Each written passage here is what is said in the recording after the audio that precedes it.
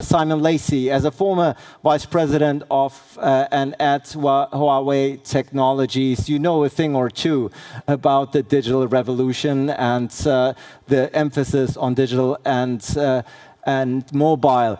What lessons have you learned throughout the past 12 months that perhaps you weren't aware of to such an extent before? What sticks out for you? Right. I mean, thanks also for the invitation to speak today. Would have preferred to come to Dubai to do it, but that wasn't possible.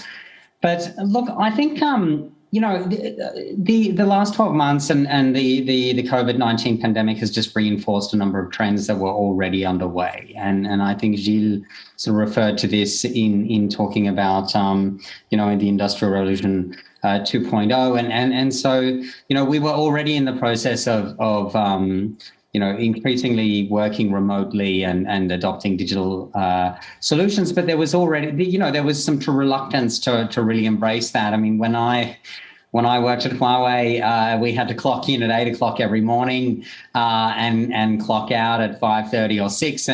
And you know, that's just something that of course most countries sort of moved away from during the pandemic, just due to social distancing. And so I think the interesting thing that you'll see going forward is we've seen over the last 20 years as governments have tried to adapt to the new reality, and Estonia is a good example here with, you know, things like digital identity.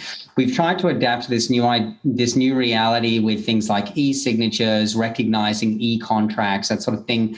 I think what we'll see going forward, and this is something that Gilles alluded to, is that we're going to have to sort of reinvent the workplace, or labor regulation needs to sort of catch up with this new reality that, you know, there's an equivalence to actually working at home to working at the office. And so I think we'll have to see labor regulation change a little bit to update it with the new reality of remote working.